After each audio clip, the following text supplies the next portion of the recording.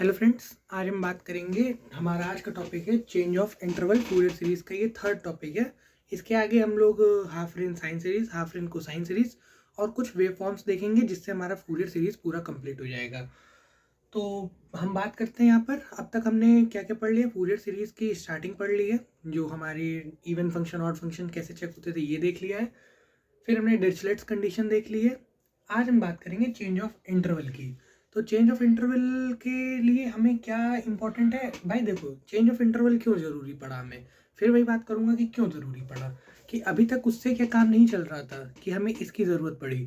तो देखिए, उसमें क्या हो रहा था कि इंटरवल हमेशा एक मैं कहूँ कि अगर एक साइन का ग्राफ ले लूँ मैं अगर, तो वो इस इंटरवल पर चल रहा था। 0 pi 2 pi minus pi 2 pi 0 to 2 pi pi two 3 pi. ठीक है, तो इसके लिए हमें क्या लगा कि भाई हम क्या कांस्टेंट वैल्यूज पर नहीं निकाल सकते हैं फूरियर सीरीज। तो इसके लिए हमें क्या किया, चेंज ऑफ इंटरवल का मतलब हो सकता है लेंथ ऑफ इंटरवल, कि उस इंटरवल की लेंथ कितनी दी है, एक कांस्टेंट वैल्यू कितनी दी है। तो उसके लिए हमने लिख दिया यहाँ पर length. Change of interval means length of interval in this given interval in the form of constant, let's say -1 to 1, 0 to 2, -2 to 2, instead of pi type of interval। यहाँ पर क्या लिखा है मैंने कि भाई पाई टाइप का जो इंटरवल होता था उसके बजाय, इंस्टीड ऑफ का मतलब उसके बजाय हमको कोई कांस्टेंट वैल्यूज दे दी जाएंगी, जिसके अंदर हमें अपनी फूरियर सीरीज को निकालना होगा। तो फूरियर सीरीज हमारी अब तक हम लोग वही पढ़ते जा रहे थे, not by two summation n equal to 1 to infinity an cos nx या an cos n pi x। आज हम देखेंगे इंटरवल जो हमारा, क्योंकि इंटरवल हमारा इस लेंथ की बात हो रही है तो एक लेंथ एल भी ऐड हो जाएगा। आपने फॉर्मूला देखा होगा ए नॉट का, पिछला फॉर्मूला क्या था? 1/पाई लगता था इंटरवल, जो भी इंटरवल, ये तो कांस्टेंट आता था 1/पाई 0 to 2 पाई और -पाई to पाई जो भी आता है एफ एक्स डी एक्स। लेकिन यहाँ पर आप देखो, यहाँ पर क्या दिया है, यहाँ पर हमने पाई को चेंज कर दिया है एल से। क्यों? क्योंकि लेंथ की बात हो रही है, कितनी लेंथ पे निकालना है आपको। ठीक है, तो ये उसके लिए हो गया। तो इसका फॉर्मूला क्या है? वही चीज़ होगी, सेम चीज़ होगी। 1/पाई, पाई की जगह क्या आ जाएगा एल, तो 1/एल। अब देखो C two C two C plus L, C की जो हमारा लिमिट चल रहा है सी से सी प्लस 2 एल चल रहा है। तो सी क्या है यहाँ पर? सी इज अ कांस्टेंट। भाई कोई भी हो सकता है, उसकी लेंथ क्या होगी हमेशा 2l का, क्योंकि मैंने बताया था पीरियोडिक फंक्शन। अगर आप देखो साइन जो है पीरियड होता है 2 पाई का, sine is periodic function with the period of 2 pi. तो ये उसका फंक्शन हो गया। तो इसलिए हम हमेशा 2l, 0 to 2 पाई की बात कर रहे थे। -1 से 1 की अगर मैं बात कर रहा हूँ, इसे बात कर लेते हैं, माइनस पाई यहाँ पर और ये पाई यहाँ पर है, तो ये कितना होगा? पाई पाई कितना हो गया? 2 पाई। तो हमेशा हम लोग पीरियोडिक फंक्शन हमेशा कितने की बात कर रहे थे? 2 पाई की बात कर रहे थे, या -पाई 2 पाई जाते तो 2 पाई का ही इंटरवल आ रहा था हमारे पास। आज हम देख रहे हैं कि यहाँ पर एल आ गया, तो उससे हमें घबराना नहीं है, एकदम नहीं घबराना है, बिल्कुल कुछ भी नहीं है। तो ये हमारा फॉर्मूला हो गया भाई, ये तो फॉर्मूला आपको याद रखना पड़ेगा। और ये हमारा हो गया दूसरा फॉर्मूला ए एन का। अब यहाँ पे वही चीज़ है, ए एन के साथ कॉस एन एक्स क्यों है? अब यहाँ पे कॉस एन एक्स है तो क्या आ जाएगा? N pi x by l, कोई दिक्कत की बात नहीं है। यहाँ पर आ जाएगा बी एन। ठीक है, तो ये भी कोई दिक्कत नहीं। और अब एक बात याद रखनी है, जनरल कंडीशन है ये, in this type of Fourier expansion, change of interval वाले फूरियर एक्सपेंशन में हम हमेशा चेक करेंगे कि ये फंक्शन इवन है या ऑड है। अब इवन है या ऑड है, ये इसके लिए मैंने सबसे पहला वीडियो ही मैंने ये बना दिया था, जिस पर काफ़ी मुझे लगता है कि आपको समझ में आ गया होगा इवन फंक्शन ऑड फंक्शन। तो आज हम बात कर लेते हैं वही एनपी बाली साहब की किताब से चेंज ऑफ इंटरवल का एक एग्जाम्पल।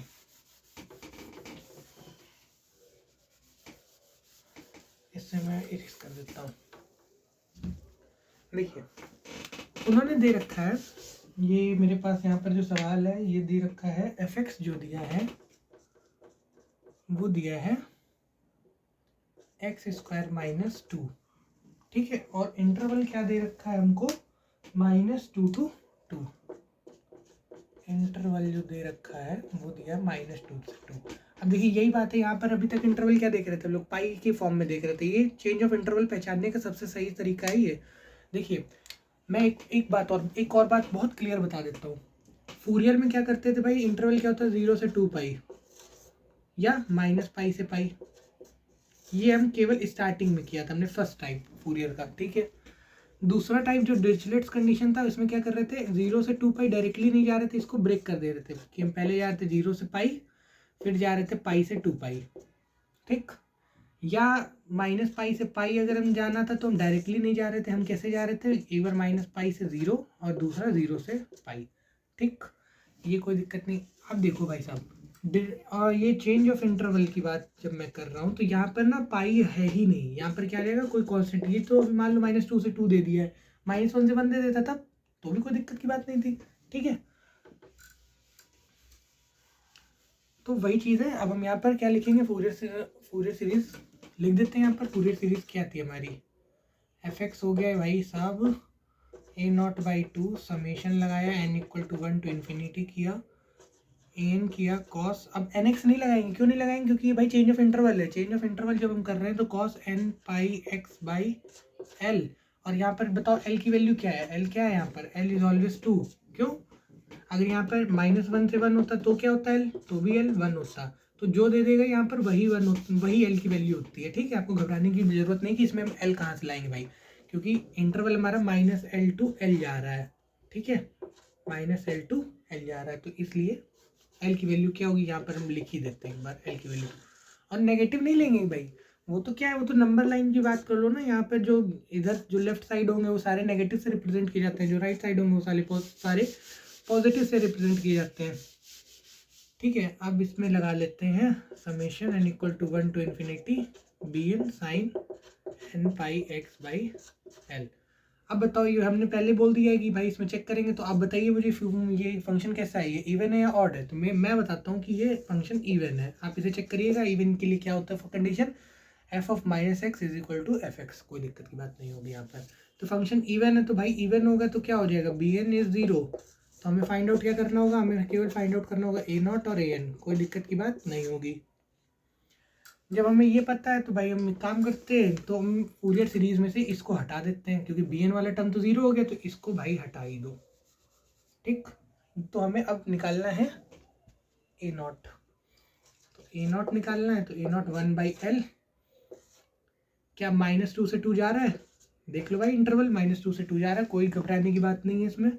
fx की वैल्यू क्या है, x² - 2 है और dx है, कोई दिक्कत नहीं। अब एक बात बताइए, मैंने ये आपको बताया था फूरियर सीरीज के पहले लेक्चर में ही कि यहाँ पर हम लोग क्या करेंगे, डेफिनेट इंटीग्रल की प्रॉपर्टी यूज कर लेंगे, प्रॉपर्टी ऑफ डेफिनेट इंटीग्रल। कौन सी प्रॉपर्टी, सिमेट्री प्रॉपर्टी,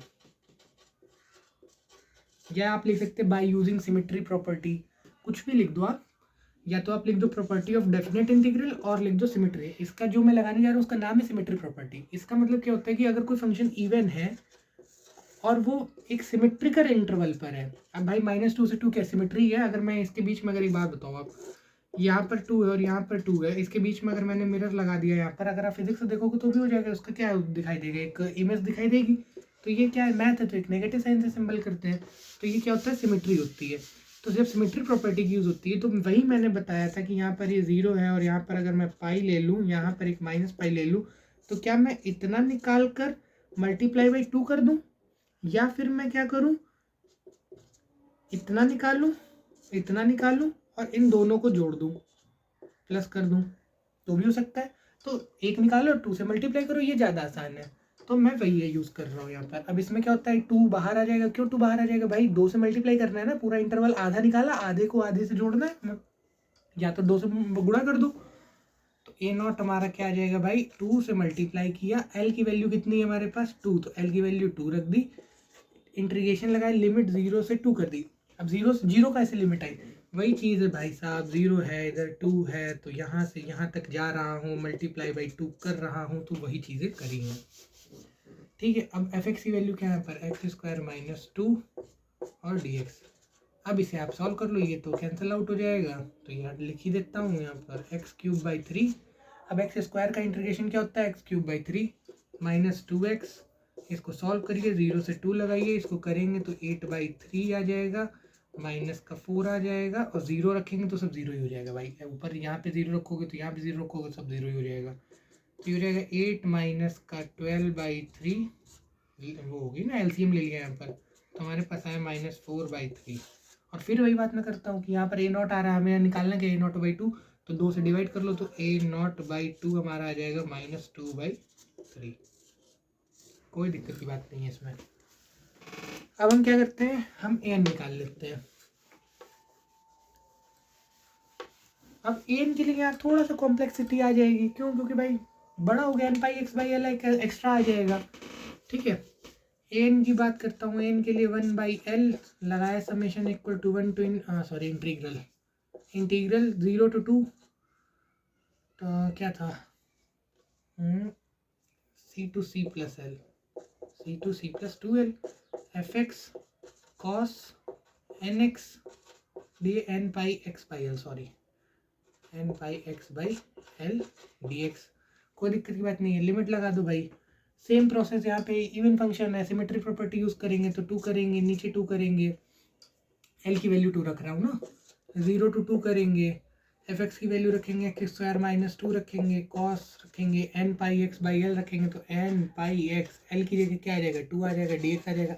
अब हम क्या लगा देंगे यहाँ पर, बर्नौली लगा देंगे, बर्नौली। तो बर्नौली में क्या होता है, ये हमारा फर्स्ट टर्म हो गया, ये हमारा सेकंड टर्म हो गया। फर्स्ट टर्म को तब तक डिफरेंशिएट करते हैं जब तक वहाँ पे कांस्टेंट ना आ जाए, और इसका इंटीग्रेशन करते रहेंगे जब तक आगे वाला टर्म फर्स्ट टर्म कांस्टेंट नहीं बन जाता। ये फिर कैंसिल आउट हो जाएगा।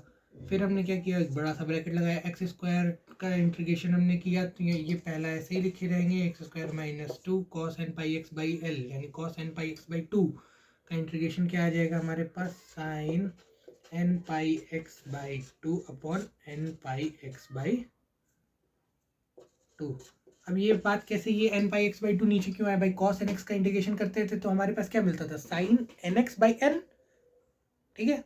तो जब वही चीज़ है, अब जब यहाँ पर मैं cos nx कर रहा हूँ इंटीग्रेट, तो sin nx by n आ रहा है ना, तो ये n कहाँ से आ रहा है, ये ऊपर वाला n है, नीचे आ रहा है, तो यही चीज़ है, n pi x by 2 कहाँ से आ रही है, तो भाई n pi by 2 यहाँ से आ रहा है, कोई दिक्कत नहीं है, n pi by 2 आएगा, x नहीं आएगा। फिर हम क्या करेंगे, इसका डिफरेंशिएट करेंगे, अब इसको इंटीग्रेट फिर करेंगे, नेगेटिव का साइन लगाया, x² का डिफरेंशिएशन 2x होता है, फिर से किया, साइन n pi x का, इसका हो जाएगा minus cos n pi x by 2 upon n² pi² by 4। इसमें भी घबराने की कोई बात नहीं है, क्यों? क्योंकि एक n pi by 2 पहले से आएगा, एक n pi by 2 इंटीग्रेशन करने के बाद आएगा, तो n pi by 2 into n pi by 2 क्या हो जाएगा, n² pi² by 4।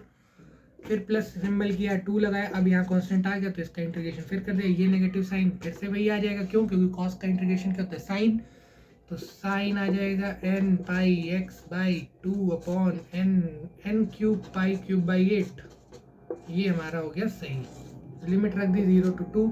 अब एक बात बताओ यार, मैं एक बात बताना, आप, मैंने आपको बता दिया यहाँ पे साइन n pi कितना होता है, ऑलवेज 0, साइन 2n pi कितना होता है, ऑलवेज 0, कॉस 2n pi क्या होता है, दिस इज 1, और कॉस n pi कितना होता है, ये डिपेंड करता है वैल्यूज ऑफ n पर, ठीक।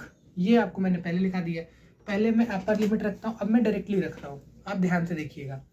साइन में चाहे मैं x की जगह 2 रखूंगा तो क्या 2n pi हो जाएगा, तो साइन 2n pi क्या होता है, साइन 2n pi ऑलवेज 0 होता है, ये टर्म 0 हो गया, तो साइन वाला जहां होगा ये भी टर्म 0 हो गया, ठीक है। कॉस की बात करता हूं मैं, कॉस पे रखता हूँ, कॉस 2n pi कितना होता है, कॉस 2n pi ऑलवेज 1 होता है, तो रखा, तो ये माइनस क्या हो गया, प्लस हो गया, x की जगह 2 रख रहा हूँ, तो एक 2 इंटू 2 आ जाएगा बाहर, कॉस 2n pi हो जाएगा क्या 1 अपॉन में क्या आ जाएगा, कॉस 2n pi, ये हो जाएगा, इसको मैं एक बार कर देता हूँ, cos 2n pi upon 2 upon n² pi² by 4, तो ये 2 से कैंसिल आउट हो जाएगा, और ये टर्म तो 0। अब बताओ, 0 जब रख रहा हूँ मैं, नेगेटिव का साइन लगाऊंगा, 0 रखूंगा, तो क्या ये 0 हो जाएगा, sine n pi 0, sine n pi always 0, 2 into 0 0, और 0 इंटू एनी कॉस फंक्शन 0, ये भी 0, तो नेगेटिव के बाद रखने का कोई मतलब नहीं बनता है, ठीक है। तो इसके बाद मैं क्या कर लेता हूँ भाई, ये 2 इंटू 2 क्या हो गया, 4 हो गया, ऊपर क्या बचा, कॉस n pi बचा, नीचे क्या बचा, n² pi² by 4, ये ऊपर चला जाएगा, क्यों? क्योंकि भाई हम ये कैसे सॉल्व कर रहे हैं बेसिक मैथ से, तो 16 हो जाएगा, नीचे डिवाइड में, ऊपर जाएगा तो मल्टीप्लाई में हो जाएगा। तो cos n pi upon n square pi square. Cos n pi की वैल्यू मैंने क्या बताई थी, डिपेंड करती है एन पे, तो 16 माइनस 1 की power n upon n square pi square, ये हमारा आ गया। ठीक है, अब बताइए ए एन आ गया। बी एन क्या निकालना था अपने को, बी एन नहीं निकालना था भाई। बी एन तो हमारा क्या है, बी एन क्यों नहीं निकालना था, क्योंकि फंक्शन हमारा इवन है। ठीक है, तो इवन में क्या होता है, बी एन 0 हो जाता है, ए नॉट और ए एन फाइंड आउट करते हैं। तो ए एन आ गया हमारे पास, ए नॉट आ गया हमारे पास। अब हम फूरियर सीरीज में इसको पुट करते हैं। ए नॉट हमारा क्या आया था, -2/3 आया था, याद रखिएगा, क्योंकि हमारा ए नॉट निकला था -4/3, तो ए नॉट आ गया हमारा -2/3। तो मैं इसको सॉल्व आउट कर रहा हूँ, तो ये हो गया -a0/2 की जगह -2/3। समेशन लगा दिया भाई, n equal to 1 to infinity कर दिया। ए एन की वैल्यू क्या आ रही, 16 माइनस 1 की power n upon n square pi square और cos n pi x by l, n pi x by l. L की वैल्यू क्या निकाल रहा हूँ यहाँ से, 2। तो एक तो आंसर हमारे पास ये हो गया। फिर वही मैंने बोला कि अगर आप इसे यहाँ भी छोड़ दोगे कोई गलत नहीं कर सकता। एक और आंसर हो सकता है भाई, ये देखो हमारे पास ये कांस्टेंट है,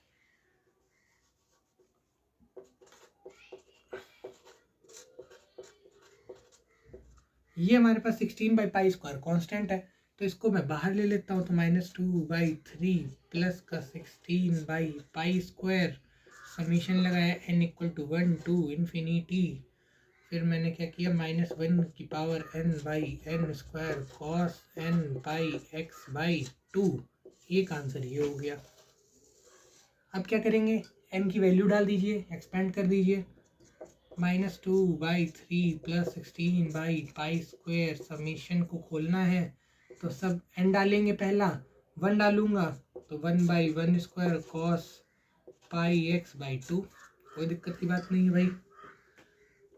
फिर से n की वैल्यू 2 डालूंगा तो प्लस में आएगा, क्योंकि -1 का स्क्वायर 1 होता है, तो 1/2² कॉस 2πx बाई 2, 2 से 2 कैंसिल आउट हो जाएगा।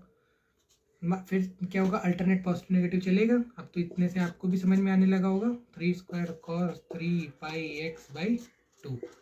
और ए इसको हमने क्या कर दिया भाई साहब, आगे तक भेज दिया। अब नेगेटिव से सीरीज करते नहीं है भाई, ये तो थोड़ा सुंदर दिखाने का तरीका है। नेगेटिव कॉमन कर लो, -2/3 -16/π², तो 1/1² लिखने की कोई ज़रूरत नहीं, तो cos πx बाई 2 लिख दो। 1/2² कर दो, ये पॉजिटिव है तो नेगेटिव आ जाएगा, क्यों, क्योंकि माइनस कॉमन किया हुआ है, तो cos क्या आ जाएगा, πx आ जाएगा, ये माइनस वाला प्लस हो जाएगा, तो 1/3² cos 3πx बाई 2, और ये इन्फिनिटी तक चला गया, और ये हमारा एक आंसर ये भी हो जाएगा। तो इससे आपको देखने की ज़रूरत नहीं है, आपको कहीं भी आपको छोड़ दो, आप पहले वाले पे ही छोड़ दो, कोई नहीं गलत कह सकता इसे। ठीक है, तो आज के लिए हम इतना ही। कल हम बात करेंगे हाफ रेंज साइन सीरीज़ की, कोसाइन सीरीज़ की, दोनों एक ही वीडियो में बताऊंगा। फिर उसके बाद हम कुछ सॉ टूथ वेव फॉर्म देख लेंगे। सॉ टूथ होती हैं और स्क्वायर होती हैं, रेक्टेंगुलर होती हैं, तो ये देखेंगे, ये एग्जाम्स में कभी कभी पूछ ली जाती हैं। फिर उसके बाद मैं लॉरेंट सीरीज़ पर आऊँगा। तो आज के लिए बस इतना ही, थैंक यू।